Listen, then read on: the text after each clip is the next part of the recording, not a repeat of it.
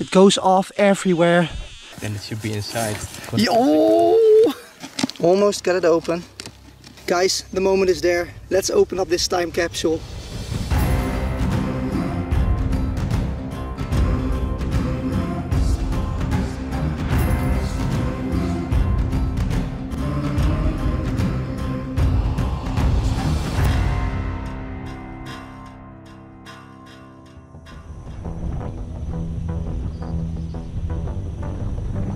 Good morning. We are on the eastern front of the Second World War. So we have a couple of days of metal detecting ahead of us, and we're going to visit some battlefield locations where the final days of the war were fought. Going to try out our metal detectors here and swing them around these beautiful forests. Wish us luck.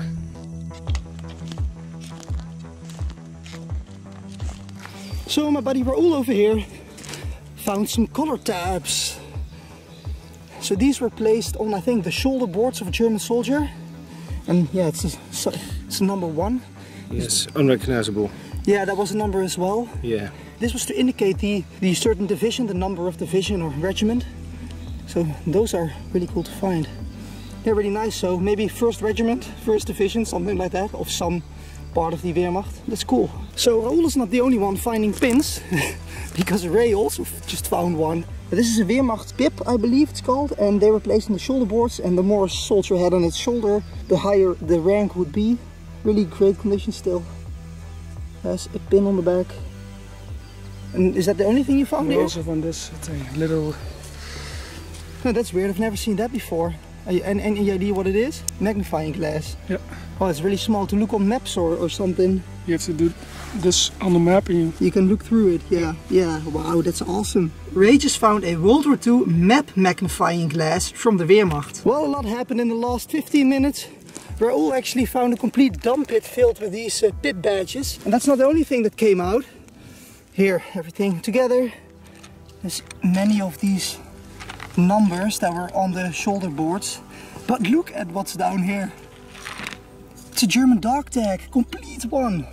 The only thing is, it's a blank one. There's unfortunately no writing on here. So this did not belong to a soldier. This could have been used to replace an old one, or maybe if some replacements came in, they could appoint them to the right division by making new inscriptions.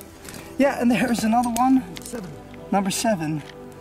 Oh, look at that, that's number 2. I wonder which numbers you already have. Number 1, oh that's 7, yeah. It's nice. Nice collection you got going on here. So everybody's helping out now. This foxhole is getting bigger and bigger.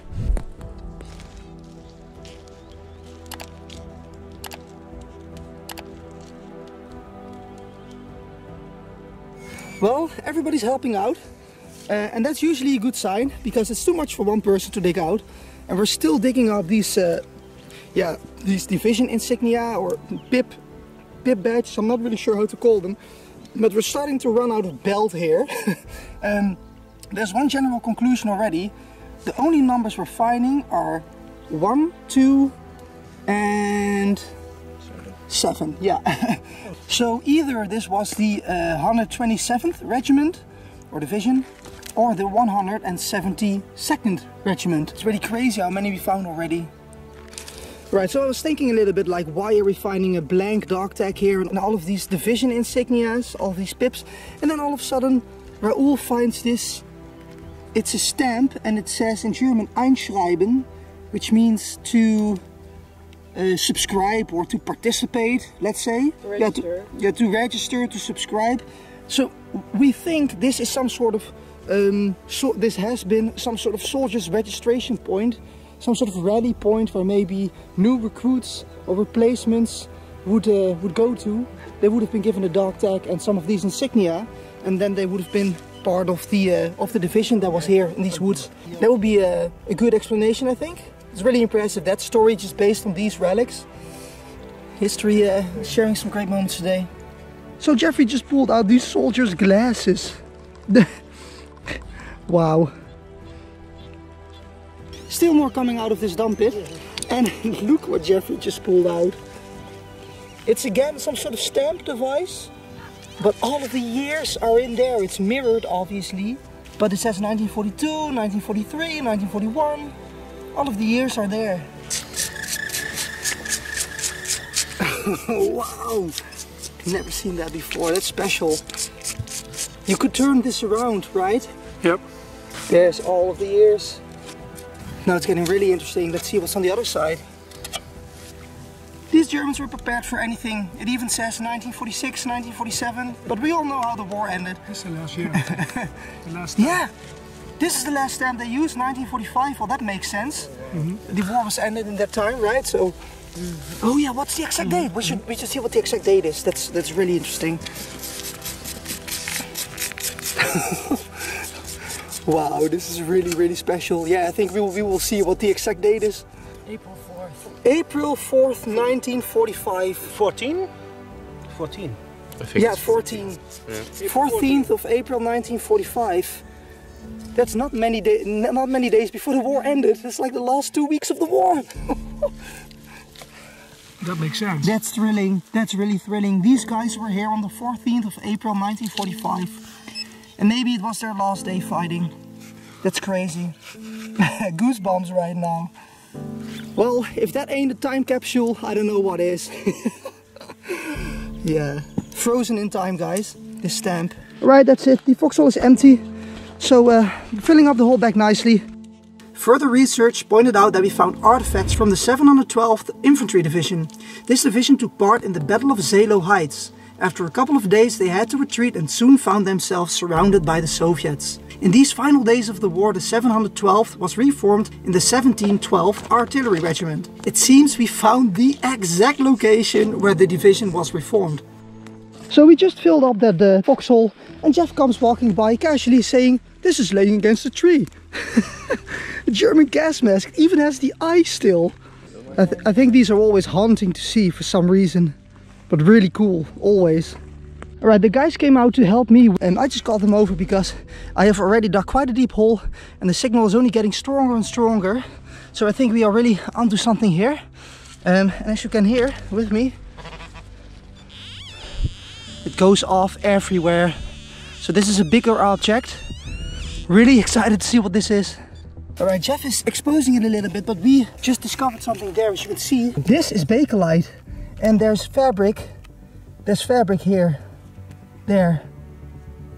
This is a belt. And that's it could be a binocular case. Reminds me of a binocular case. Yeah, okay, we're gonna expose that further. Okay, need to dig carefully here, we don't want to damage the relic. There's also more fabric here, I think. We should really dig around this.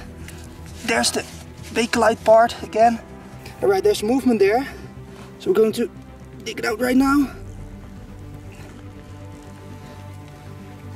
I think it's a binoculars case, yeah. Then it should be inside. Yo! Let's get it out. It's really heavy, it's really heavy. I think it should still be in there. Nice. Let's get my brush. Should I put my detector over? Yeah, it is inside, man. Yeah? 100%. Ooh. So definitely finding more time capsules today. Is there still more signals in there? Yeah, there's more signals in there. High pitch, actually. Alright guys, I think it's soon going to be time to open up this box. The binoculars are going to be inside, we think. That's really crazy. Now it's a question of how are we going to open this. Yeah, okay guys, so we're contemplating how we should open this. Obviously we do not want to wreck it, we want to damage it as least as possible, but you probably agree with me, it has to be opened, right? We've put the binocular case to the side right now, as you can see, because we didn't quite figure out how to open it and we don't want to wreck it. But as there are many more signals in the hole, I decided to unravel some more of this, and look at that! There is a second binocular case, guys! I can't believe this. There's leather bits here, there. Oh, this is true. Yeah, yeah. Where's the grass knife? Yeah. Behind you. There's a lot of fabric here around it.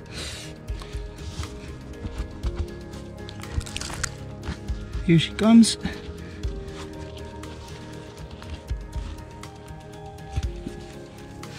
I think this one is empty. I'm quite sure this one is empty. It doesn't have the weight that the other one has. Feel it, it's empty. Yeah, it's empty. Oh yeah, indeed.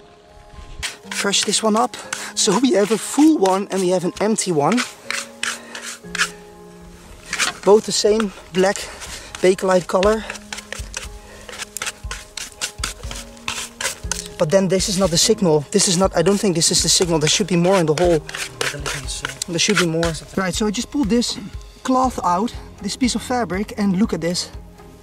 There's a Wehrmacht uniform button on it. So maybe a complete uniform is in here. So I decided to use the pinpointer again to see if there's still metal among all of this fabric. It's a German Guffel to fork spoon combination. Ooh, that's Good. Well, still two complete pieces. So it was one matching set like that. Alright, I think another banger is coming up here. I think this is going to be a magazine. And it could be a Sturmgewehr magazine. Some leather bits here. There's movement there. Shall we get it out? Sturmgewehr magazine. Wow, a really cool find. Let's brush it up. And it's empty, as you can see. It's hollow, completely hollow. There's fabric around it, it seems, or paper, like parchment paper, or I'm not really sure how that's called. Yeah, Sturmgewehr magazine. Nice. There's multiple items here. Faye just pointed out this razor, and it has a glass handle. It's actually made of transparent Bakelite. Still one I've never seen. And there's a second artifact here. Not really sure what that is. Let's find out. I just hear that this should be a German flashlight. Oh, oh, this is a K98K muzzle protector, by the way. FYI. Crazy. Never found that before either. Okay, we managed to make our way through here. A very gentle slit. So we should be able to open it. Yeah, there's movement there. Almost got it open. Well, at least this joint works again. Got that moving now. It's nice. It's working quite well still. Okay. Still got some rusty joints here, so guys, the moment is there. Let's open up this time capsule. Wow. Let's turn it around. Wow. The cord. Awesome. This lens is loose.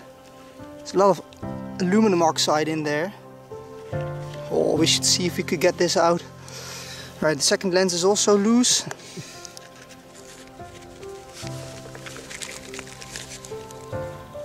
Just need to get it out. Yeah, there's a movement, there's movement. Okay, you guys ready?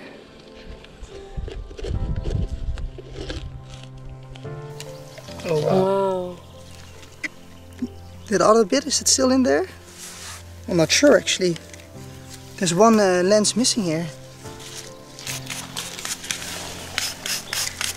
Ja, the other part's missing here. There's a marking, I think. Dienstglas, something like that it should say.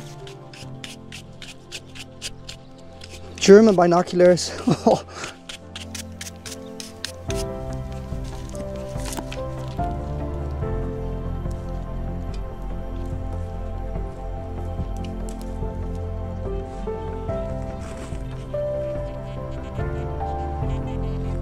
So I thought the hole was empty, but I still got some signals here in the side, and I just picked up multiple signals here.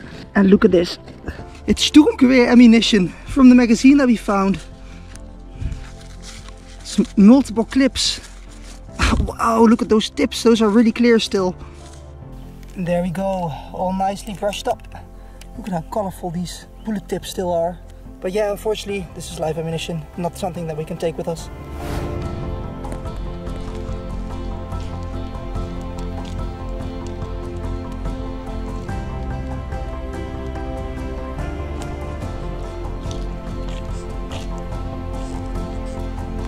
Ray shouted that he also had a very deep hole.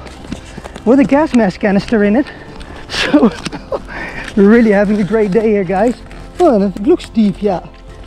You can see the gas mask canister down there. Wow, that's really deep. Yeah. I think that should be movement. I can see a gas mask. Really? Yeah. Yeah, this one. Yeah.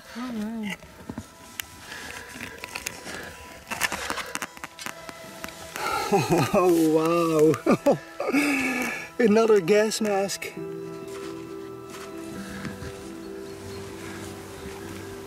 Yeah. Oh, nice. Complete German gas mask canister.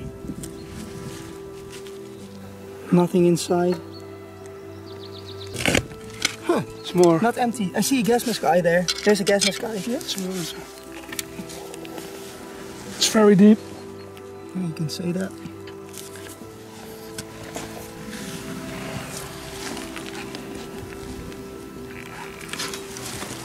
Yeah, very rotten condition. But it's another one.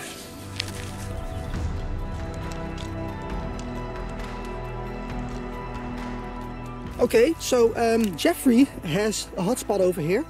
He just pulled out K98K ammo pouches. Well, I've seen better conditions, but the clips are just all over the place. And these are still inside.